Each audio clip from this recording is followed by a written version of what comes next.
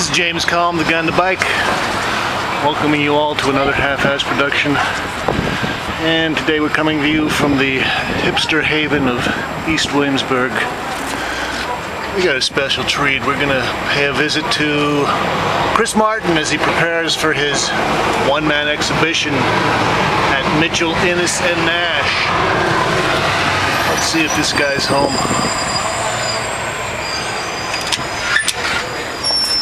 Warren, how are you? Good, how are you doing? Welcome. Thanks for taking the time out for this. My pleasure. So we've just gone over and gotten some coffee, and I was admiring Chris's collection here. We've got a beautiful Thornton Dial drawing. Oh, I love Thornton Dial. He's such a great artist.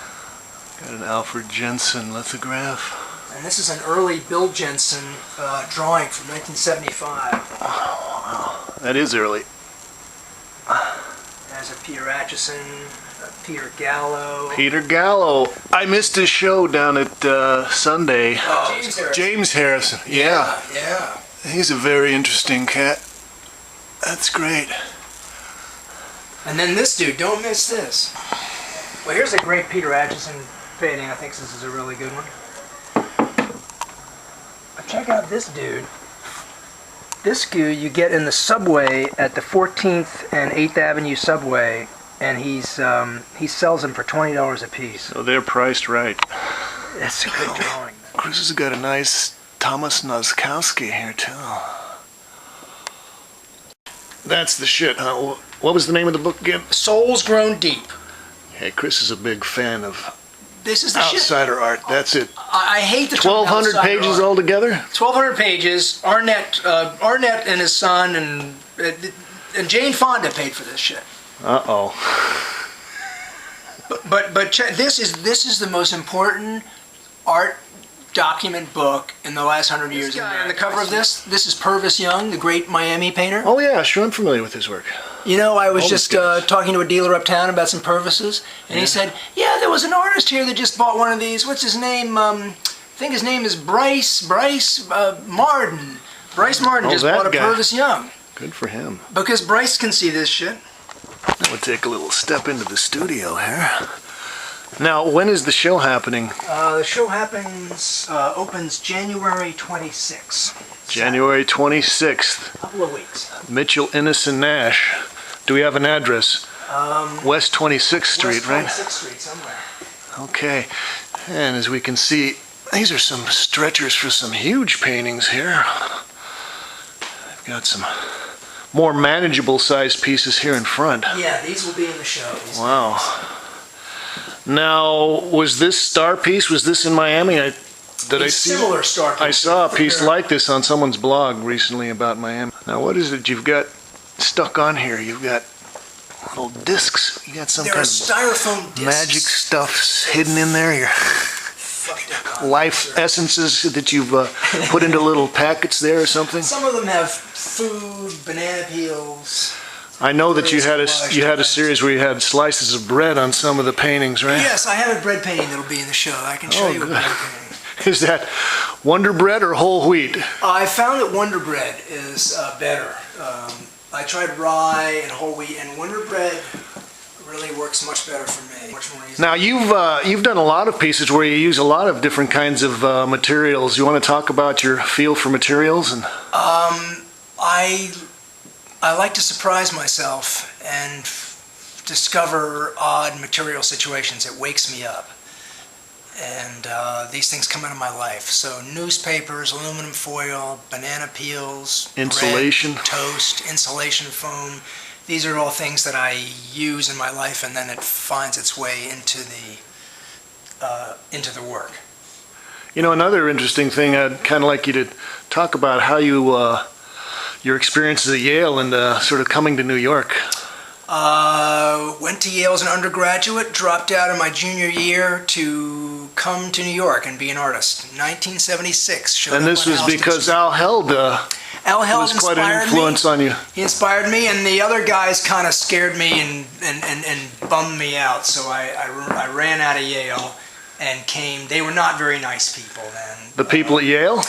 Undergraduate people, the teachers weren't very nice. But Al was great and very inspiring. He was teaching up at Yale? He was teaching at the graduate school, and I got to know him a little bit, and he had a retrospective at the Whitney in 1974, and that blew my mind. I just said, I got to come to New York, and that's what I did. Dropped out of Yale. The old days. All right, don't tell that to your kids or my kid. we want them to get their graduation certificate. This is a nice painting here. That's a painting. I made that with a broom. That's a lot of paint on there. Is this going to be in the show? Yes.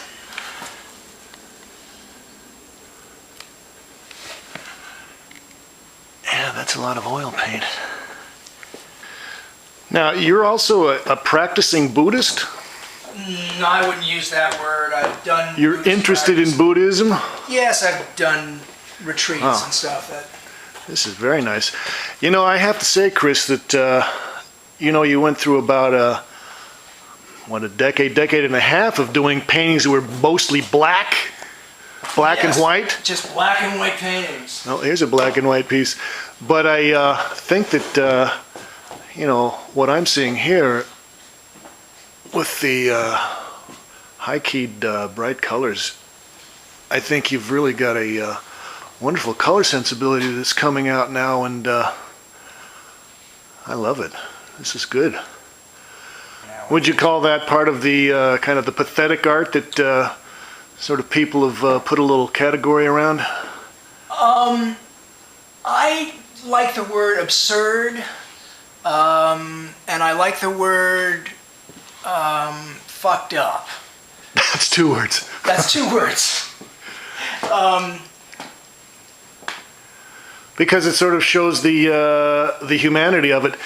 And it's it's often a situation when one discovers something or one loses control of something, and in that moment of losing control, you don't know who you are. You don't have this identity. You don't know how to make a good painting at that moment, and then you can sort of surprise yourself, or the painting surprises you, and then there's an opportunity to go to sort of hold on for a moment and go, well, what is this? And in those moments, you can discover something that's a little more surprising in a painting, I think. Also, using spray paint has been really interesting in that way, because I don't know how to use spray paint. Anything to sort of keep you off balance. Exactly. Keep you sort of guessing and improvising and doing things spontaneously. So the lesson is that if one is open and works hard and just has this desire, you can do it with whatever you've got around you at Here's that another moment. thing. I noticed I'm looking at these stacks of some of these large paintings here, and you were known and are still known as someone that does a lot of large paintings, but also you recently have been doing more, I guess, what would be known as easel-sized paintings. Has the shift in scale been good for you and made you think about things in a different way, or are you going to be going back to the standard, what was it, 12 by 15 foot size paintings that you were Yeah, and working I'm still for a long making time? huge paintings, but the energy in the last few years has gone into this size. I don't know what you call this, medium-sized paintings or 5-foot paintings, and it's been really exciting because it is a new situation for me to make this kind of painting, and because one can obviously work on them in a slightly easier way. You almost feel like you have less of an obligation or less a commitment, because you can build these things a little cheaper, you can stack them, and probably less wear and tear on the knees climbing up and down the ladders. That's a big point, actually. Not using the ladders and wear and tear on the knees means that they happen faster, and they can be. And there's also a different scale that I'm beginning to understand, which really is this sort of body doorway scale. And they sort of are less precious, so you feel like you can sort of take a flying leap. Bring a big painting out. Well, we're going to come back for part 2. Chris is going to take out a big painting. Oh boy. Yeah, stay tuned for part 2.